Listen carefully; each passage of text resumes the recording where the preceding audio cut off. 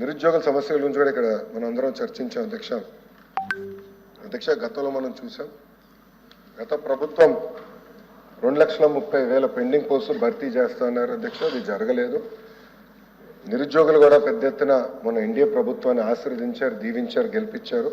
బాబు super 6 హామీలో మొదటి హామీ ప్రభుత్వం ప్రైవేట్ మరియు స్వయం ఉపాధి ద్వారా 20 లక్షల మందికి మేము ఉద్యోగాలు ఉపాధి కల్పిస్తామని హామీ ఇచ్చాం. దానికి ఎన్డీఏ ప్రభుత్వం కట్టుబడి ఉంది, దాంట్లో ఎలాంటి సందేహం లేదు. దాంట్లో భాగంగా చంద్రబాబు నాయుడు గారు 5 సంతకాలు చేస్తే తొలి సంతకం మెగా డిఎస్సి పైన ఉంది. ఆ మెగా డిఎస్సి ప్రక్రియ పకడ్బందీగా పూర్తి చేస్తాం. ఆల్రెడీ చంద్రబాబు నాయుడు గారు గౌరవ ముఖ్యమంత్రులు రివ్యూలు స్టార్ట్ చేశారు. పెట్టుబడులు ఎన్ని తీసుకొచ్చాం కదా 40 రోజుల రివ్యూ స్టార్ట్ చేశారు. మీరు చూస్తారు కదా, పెద్ద ఎత్తున పెట్టుబడులు వస్తాయి, పరిశ్రమలు వస్తాయి. ఆంధ్ర రాష్ట్రానికి నిరుద్యోగ యువకులకు ఉద్యోగాలు కల్పించే లక్ష్యంగా మేము పనిచేస్తాం అధ్యక్ష. నేను కూడా మా ఐటీ ఎలక్ట్రానిక్స్ శాఖకి డిపార్ట్మెంట్ క్లియర్గా చెప్పాను, నాకు ఫ్యాన్సీ కంపెనీలు కాదు, ఎక్కువ ఉద్యోగాలు కల్పించే కంపెనీలు నాకు కావాలని చెప్పాను. Priorities job creation. సో నాకు ఏ కంపెనీ ఎన్ని ఉద్యోగాలు కల్పిస్తున్నా వాళ్ళకి అంత ఇన్సెంటివ్లు ఇస్తాను తప్ప పెట్టుబడుల పైన ఇన్సెంటివ్లు కాదు, ఉద్యోగాల కల్పన పైన ఇన్సెంటివ్ అనే లక్ష్యంగా మేము పనిచేస్తున్నాం. మీరు రిక్రూట్మెంట్ గురించి కూడా అడిగారు అధ్యక్ష. ఆ రిక్రూట్మెంట్ ప్రక్రియ మేము పూర్తి చేస్తాం. గవర్నర్ గారితో కూడా చర్చించాను. ఆయన ఫార్మర్ సుప్రీంకోర్టు జస్టిస్, ఆయన సలహాలు సూచనలు కూడా తీసుకుంటున్నాను. తప్పనిసరిగా ఆ ప్రక్రియ మేము పూర్తి చేస్తాం. ఎందుకంటే ఉపాధ్యాయులు లేకపోతే ర్యాంకింగ్లు ఎట్లా పెరుగుతాయి అధ్యక్ష? రీసెర్చ్ లేకపోతే ర్యాంకింగ్లు ఎట్లా పెరుగుతాయి అధ్యక్ష? గౌరవ ముఖ్యమంత్రి గారు నన్ను హెచ్ఆర్డి మంత్రి చేసినప్పుడు ఆయన ఒకటే చెప్పారు, గతం కన్నా బెటర్ ర్యాంకింగ్ యూనివర్సిటీ నువ్వు తీసుకురావాలని నాకు చెప్పారు అధ్యక్ష. సింపుల్ వర్డ్ నాకు చెప్పారు అధ్యక్ష. దానికి మీకు ఏం కావాలో మేము సపోర్ట్ చేస్తాం నాకు చెప్పారు. దాంట్లో భాగంగా తొలి అడుగు ఉపాధ్యాయుల నియామకం. అది నేను చాలా పర్సనల్గా తీసుకున్నా, సీరియస్గా తీసుకున్నా. ఏజీ గారితో ఆల్రెడీ 2 సార్లు నీకు మాట్లాడాను. తప్పనిసరిగా ఆ ప్రక్రియ కూడా మేము పూర్తి చేస్తాం అధ్యక్ష. Thank you. జనరల్గా ఆగస్ట్ మాసం అంటే వచ్చే సంవత్సరానికి ఈ ఆగస్టులో ఈ procurement and supply of school kits మొదలవుతుంది అధ్యక్ష. ప్రధానంగా ఏంటంటే ఏ స్కూల్లో ఎంతమంది విద్యార్థులు ఉన్నారు, గ్రోత్ ఉంటుందా లేదా అనేది 4th వీక్ ఆఫ్ ఆగస్ట్ మనం అనుకుంటాం. దాని తర్వాత అడ్మినిస్ట్రేషన్ శాంక్షన్స్ అన్ని చేసి అక్టోబర్లో టెండర్ ఫ్లోట్ చేస్తాం. దాని తర్వాత నెగోసియేషన్స్ అంతా చేసి వర్క్ ఆర్డర్స్ జనవరిలో ఇష్యూ చేసి మన విద్యార్థులు స్కూల్కి వెళ్ళే సమయానికి కిట్స్ రెడీగా పెడతారు. That is the process. అంటే గత ప్రభుత్వానికి చాలా సమయం ఉంది. కానీ గత ప్రభుత్వం ఏం చేసిందంటే 24-25 వచ్చేగల ఏకపక్షంగా బిజినెస్ రూల్స్ పాటించకుండా ఎలాంటి ఫైనాన్స్ కంకరెన్స్ లేకుండా ఆర్డర్స్ జారీ చేసింది. ఇది వాస్తవం నాకు తెలియలేదు అధ్యక్ష, ఈరోజు తెలుసుకున్నాను. పెద్దలు ప్రశ్న వేశారు ఇంకా వాస్తవం ఇది ఈరోజు బయటకు వచ్చింది. తర్వాత నేను లోపలికి వెళ్తే 1,530 రూపాయలు పర్ స్టూడెంట్ ఖర్చు పెట్టేది ఎందుకు 2,702 రూపాయలు అయిందంటే అధికారుల దగ్గర నుంచి సరైన సమాధానం అంటే నేనైతే ఆ సమాధానం సంతృప్తి చెందలేదు. అది మ్యాటర్ ఆఫ్ ఫ్యాక్ట్. దాంట్లో భాగంగా షూస్కి వచ్చేగల సైజ్ మిస్ మ్యాచ్ అనేది ఉంది అధ్యక్ష. జనరల్గా పిల్లలు పెరిగే వయసు కనుక కొంచెం మిస్ మ్యాచ్లు ఉంటే కాదని నేను అనట్లేదు. అదే స్కూల్లో కానివ్వండి, మండల్ స్థాయిలో జిల్లా స్థాయిలో రీప్లేస్మెంట్ ఆప్షన్ ఇచ్చాం. సో ఆ ప్రాబ్లం లేకుండా చేస్తాం.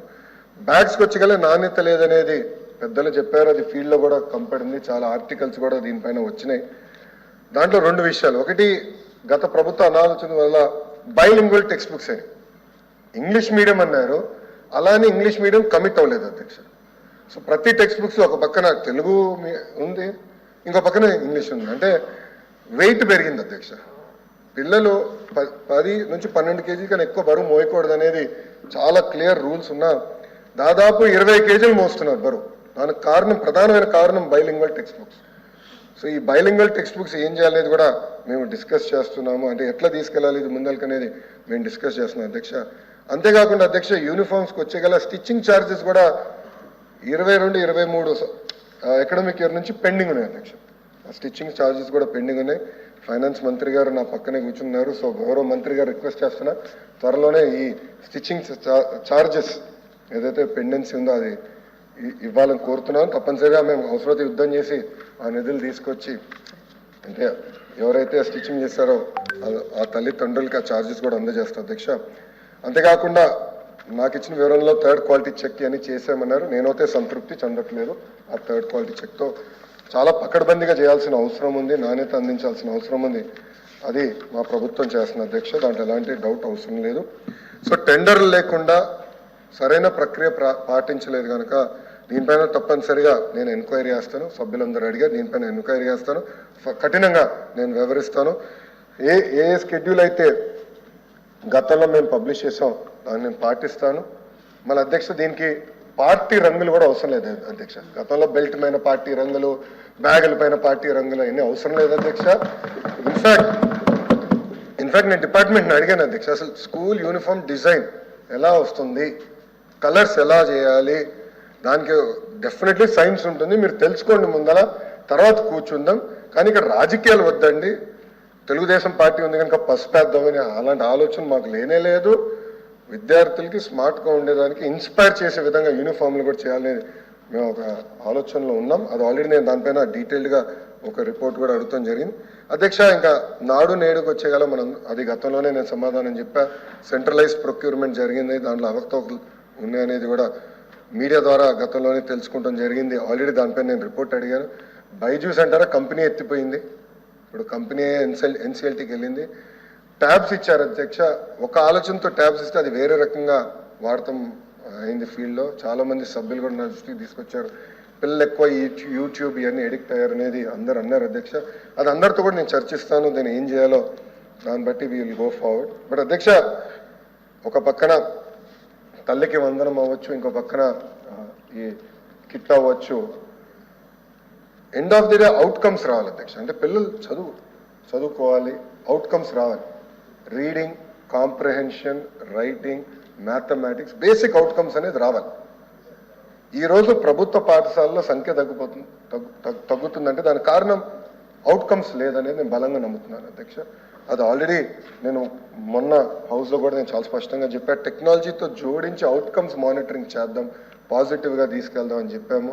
ఇంకా 2-3 ఎన్జిఓస్ కూడా మొన్న వచ్చి కలిశారు, వాళ్ళతో కూడా నేను మీటింగ్ పెట్టుకుంటున్నాను. దీన్ని ఎట్లా పకడ్బందీగా చేసి అవుట్కమ్ మానిటరింగ్ చేయాలి. ఎన్డీఏ ప్రభుత్వం లక్ష్యం ఒకటే, ప్రైవేట్ పాఠశాలల కన్నా అద్భుతంగా ప్రభుత్వ పాఠశాలలు రూపొందిస్తాం, అవుట్కమ్స్ సాధిస్తామని ఈ సభాముఖంగా మీ అందరికీ నేను తెలుపుతున్నాను అధ్యక్ష. మీ అందరు తెలుసు అధ్యక్ష, కేజీబీవి మోడల్ స్కూల్స్లో అద్భుతంగా అవుట్కమ్స్ వస్తున్నాయి. దానికి కారణం ఆనాడు అన్న ఎన్టీఆర్ స్థాపించారు. రెసిడెన్షియల్ అవటం వల్ల రిజల్ట్స్ ఈరోజు కూడా ప్రైవేట్తో పోల్చితే చాలా అద్భుతంగా ఉంది అధ్యక్ష.